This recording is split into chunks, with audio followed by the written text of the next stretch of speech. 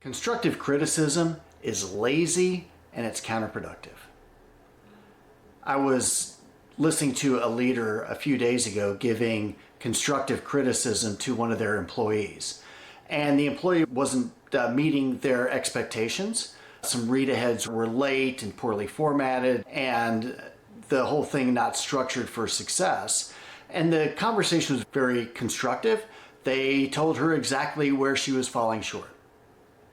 It was lazy because they did nothing to help her actually achieve the expectations.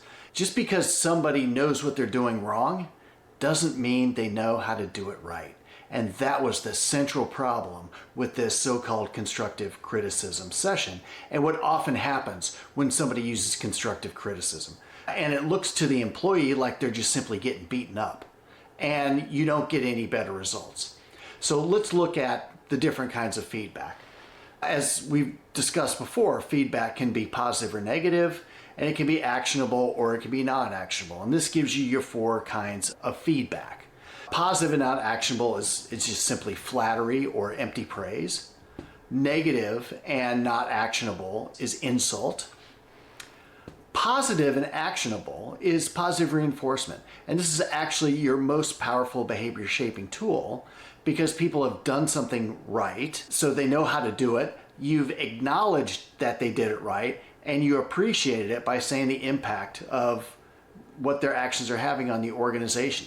So they know exactly what behavior to repeat, and so does everybody else around them. When you get to constructive criticism, it's negative and it's actionable so that people know what they're doing wrong. Problem is they don't know how to do it right. And this is where constructive criticism falls short. People get defensive. All they want to do is defend their actions, and they start feeling like they're getting beaten up. So here's a better way. It's what I call supportive criticism. And in supportive criticism, it's all about helping a person do it better next time. Supportive criticism has got three basic elements. First of all, you're going to identify here's where we're not meeting the standard and express confidence that they can meet the standards. So we're not meeting the standards here, and I have every confidence that you can do this. The second element is to identify the impact. So here's the impact of not meeting this particular standard. Here is how this is affecting us in a negative way. The third step, and most vital, here is how to do it better.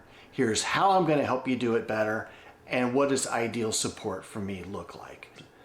When you take this approach to supportive criticism, people are going to feel like you've got their backs and that you want them to be successful. They're going to know what they did wrong, and they are going to know exactly how to do it better next time. And when you pair this with positive reinforcement, you're letting people know what they're doing right and what the impact of that is, and to keep doing it. Then you've got a very powerful feedback session where people believe that you are all in this together and that you are going to help your employee be successful.